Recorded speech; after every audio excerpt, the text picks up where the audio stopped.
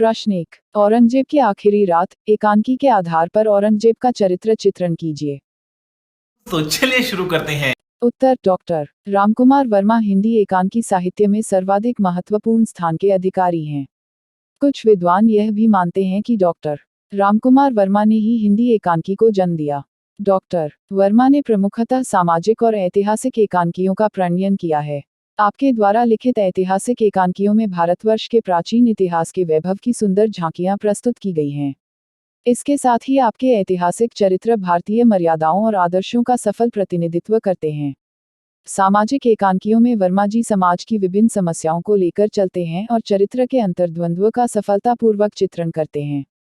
कवि होने के कारण वर्मा जी की एकांकी रचनाओं में सर्वत्र भावुकता दिखाई देती है। ये तो लेटेस्ट न्यूज़ है। औरंगजेब की आखिरी रात डॉक्टर रामकुमार वर्मा की बहुचर्चित एकांकी रचना है। इसमें दो ही पा प्रधान हैं। प्रथम, मुगलिया सल्तनत को हिलाकर रख देने वाला कट्टर धर्मांध औरंगजेब और द्वितीय, उसकी बड़ी पुत्री जीनत। संपूर्ण एकांकी पर जब हम विहंगम दृष्टि डालते हैं तब हम यह देखते हैं कि एकांकीकार का ध्यान प्रमुखतः औरंगजेब के मन में उठने गिरने वाली भावना तरंगों के उद्घाटन के प्रति केंद्रित रहा है। एकांकी के प्रारंभ में एकांकीकार ने उल्लेख किया है कि छत्रपति शिवाजी के पुत्र संभाजी की हत्या निर्ममतापूर्वक कर देने के कारण मराठे औरंगजेब के विरुद्ध हो गए थे। औरंगजेब की सेना धीरे धीरे विलासी बनती जा रही थी। औरंगजेब के अन्यायों और अत्याचारों ने भारतवर्ष के अधिकांश भागों में उनके खिलाफ विद्रोह की ज्वाला सुलगा दी थी।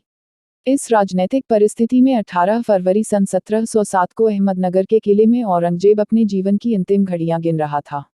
जिस व्यक्ति ने जीवन पर्यंत तलवार के बल पर हिंदुस्तान पर शासन किया, मृत्यु के समय पर उस व्यक्ति के पास उसके बेटे भी नहीं थे।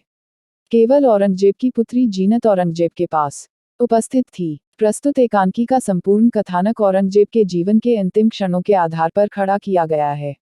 यह एक चरित्र प्रधान एकांकी है। संपूर्ण एकांकी में एकांकीकार ने औरंगजेब के ही चरित्र के विभिन्न पक्षों का उद्घाटन किया है।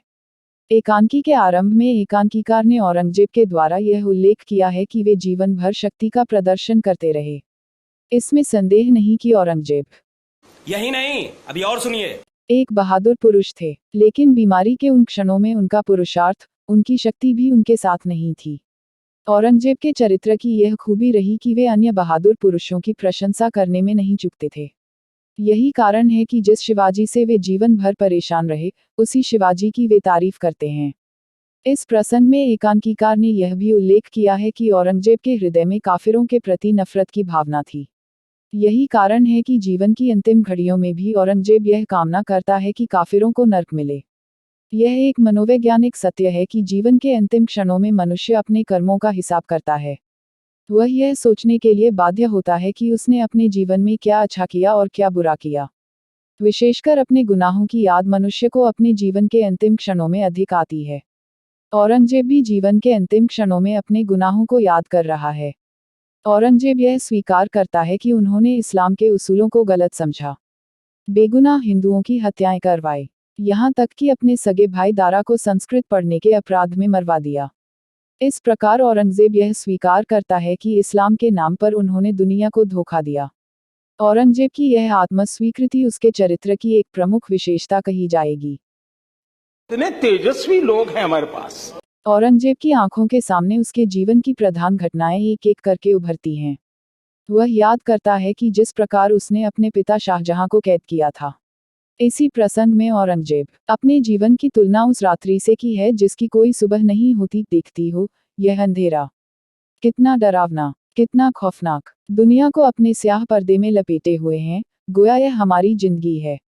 इसमें फिर कभी सुबह नहीं होगी, अगर होगी भी तो वह इसके काले काले समुद्र में डूब जाएगी। नहीं। इस प्रकार औरंगजेब अपने आप को गुनाहों के अंधकार में पाता है। उसकी बेहोशी इस बात का प्रमाण है कि गुनाहों का बोझ उसकी चेतना अधिक समय तक सहन नहीं कर पाती। होश में आने के बाद वह पुनः अपने बीते जीवन को याद करता है। जीनत उसे रोकती है, लेकिन औरंगजेब का कथन है, इस वक्त हमें मत रोको, जीनत। हमें मत रोको, जीनत। 19 हमें मत रोको, हम कहेंगे, जरूर कहेंगे। बुझने के पहले शमा की लौ भड़क उठती है। हमारी याददाश्त ताजी हो रही है। एक एक तस्वीर आंखों के सामने आ रही है। हम हाथी पर बैठकर सैरगाह जा रहे हैं। आगे पीछे हिंदुओं की भीड़ बेशुमार जमा है। वे चीख चीख कर कह रहे हैं कि आलम पनाह, जिजिया माफ कर दीजिए, लेकिन माफ कैसे कर सकते हैं? दक्खन की लड़ाइयों का खर्च कहाँ से आएगा? हम कहते हैं, तुम काफिर हो, जिजिया नहीं हटेगा। वे लोग हमारे रास्ते पर लेट जाते हैं। हमारा हाथी आगे नहीं बढ़ रहा है, हम गुस्से में आकर पीलवान को हुक्म देते हैं, इन कमबख्तों पर हाथी चला दो। हाथी आगे बढ़ता है और सैकड़ों चीखें हमारे कानों पर पड़ती हैं। हम हंसकर कहते हैं, काफिरों तुम्हारी यही सजा है, जजिया माफ नहीं हो सकता, नहीं हो सकता। इस वक्तव्य के बाद औरंगजेब अपने पुत्रों को पत्र लिखता है तथा उसका निधन हो जाता है। एकांकीकार ने संपूर्ण एकांकी में यह स्पष्ट करने का प्रयास किया है कि अंतिम क्षणों में औरंगजेब अपने गुनाहों, अत्याचारों, अनाचारों आदि को समझ गया था। उसकी यह आत्मा उसके चरित्र को उद्दीप्त बनाती है और पाठकों के मन में उसके प्रति करुणा का जन्म होता है। स्वीकृति।